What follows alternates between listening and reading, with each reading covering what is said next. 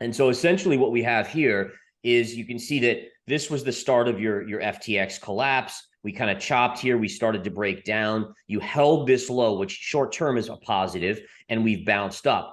The one little, and this is very short term analysis right now. We'll get into the longer term. What you can see is you're basically just back to this kind of down sloping trend line. So this is your short term resistance. Now, if we get rid of that line and we go to a larger time frame, what I've been saying is, all right, so 5 to 6 months out, bottom on Bitcoin, and then ultimately 45% lower. Well, where does that put us? Well, let's take a look here and see if there's other technical factors that match for that level. And what you could see is if you go back to 2017, before the run up, the bull market run in late 2017, and you put a trend line here, then connect it through the bear market lows of 2018 and 19, the trend line perfectly matches the COVID lows. And look at where we are. We're basically getting back to about 8,000. Now, you might say, well, 8,000 is lower than Gareth's 9,000 low pivot. But if you look, this is an upsloping trend line. So in about 6 months, this should be approaching that 9,000-ish level or so. And this trend line would basically be a retrace to the long-term trend line of Bitcoin going back to really before the 2017 cycle. So this gives us another technical reason why you could easily see a chart, pullback in Bitcoin down to that level to form that bottom. There's another one little thing here on the charts. Take this high, connect it through these highs right here, and look at that trend line. It also comes right there to that same level. So for me, it's and again, I think it's Austin. It's one of the important things to really understand is that for me, I'm a trader for 20 years.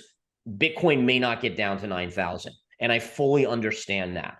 But for me, in my risk assessment, how I kind of allocate money, I have to be prepared for it to go down that low. So what have I done? Well,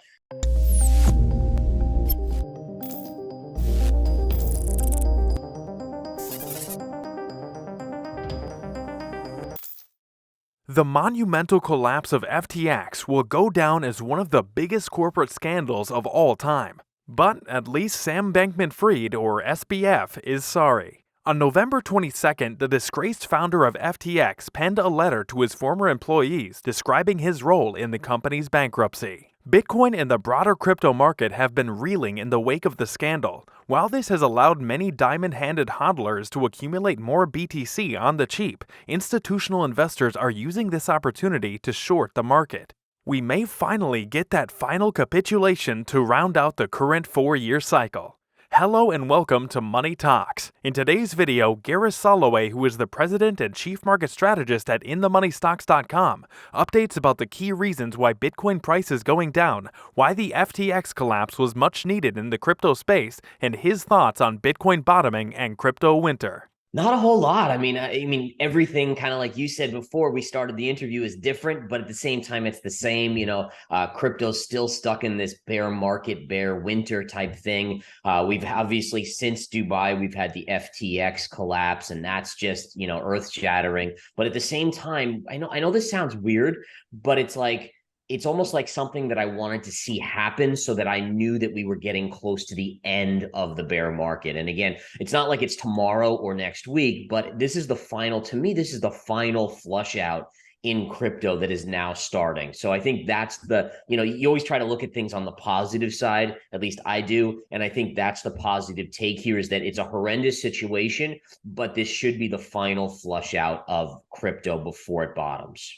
Bitcoin price is in a tight consolidative range, vying to break out. But due to the nature of the market sentiment, investors should not expect a bold and sustained move for BTC until the start of a new week. Bitcoin price has formed an inverse head and shoulders setup on the 4-hour chart. This bottom reversal pattern contains 3 valleys, with the central one, known as the head, deeper than the other 2. The valleys on either side of the head are termed shoulders, hence the namesake.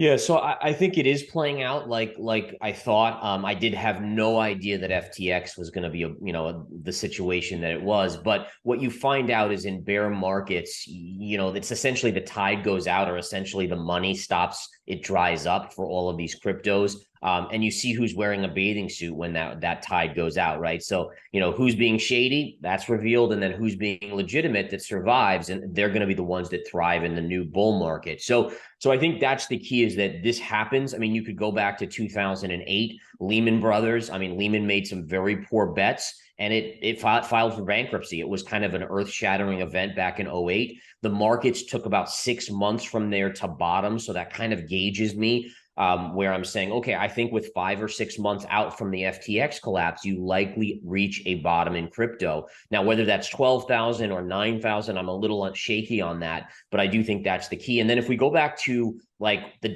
.com collapse, interestingly enough, you had Enron and WorldCom, right? And these were two companies that were doing very shady things with their accounting and their books, and basically fabricating a lot of stuff very similar to FTX. And when the bear market came there, they couldn't hide it anymore. And really, I mean, heck, you could even go back to Bernie Madoff, right? Bernie Madoff was continually, making his investors think they were just having amazing gains. But when the bear market hit, people started to pull their money out. So he couldn't continue the pyramid scheme, essentially. So I think that's kind of where we are. But again, the positive is I think we're 5 to 6 months out from a good official bottom in crypto. While this bullish outlook is plausible, a flip of the $17,593 hurdle will open the path for Bitcoin's price to retest $19,011, the highest traded volume level in 2022. Due to the nature of this blockade, 2022's last bear market rally for BTC is capped at $19,011. Yeah, I think just again, from me, I'm a history buff. So I not only just on world history, but also on stock and market history and asset history. And you have to look back at Lehman Brothers. And in fact, let me show my chart here, because I do think it's worth kind of taking a look at what the kind of play out was on the S&P 500. So what I'm going to do quickly is just scroll all the way back to 2008. And what we're going to see is that when Lehman Brothers announced, and we're almost there here. Let's see here. There we go. So 2008. So September 15th is when Lehman Brothers occurred. So it basically occurred right here. And what we saw was that initially you flushed, and then you had a little bounce. And if you notice, Bitcoin is actually staging a little bit of a bounce the last few days. But then what happened was you had this kind of cascading sell-off that took us into the March lows. And from this date, this was March. So basically September to March is approximately 6 months.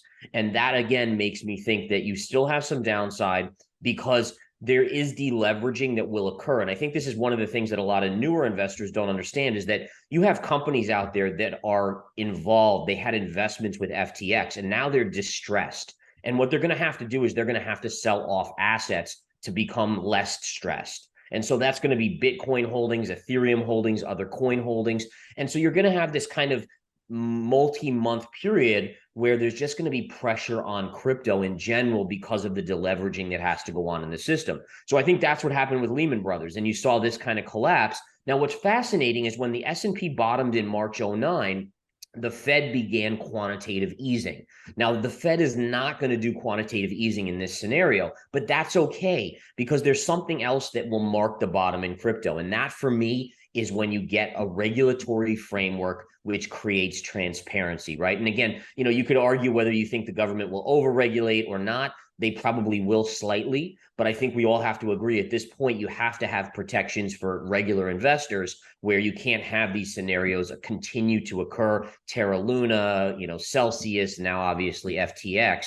You need transparency, so you need some sort of regulation. So I think within 5 or 6 months, that's going to coordinate with the low in crypto. And once you get that regulatory framework, then big money is going to come in like crazy. I think there's a ton of big money that still says, I wish I could invest in Bitcoin, but I just can't, because it's too risky, right? I can't wake up and I'm investing people's money, right? I have a hedge fund. I'm investing $100 million in crypto. I can't do it if there's a risk that it just vanishes tomorrow.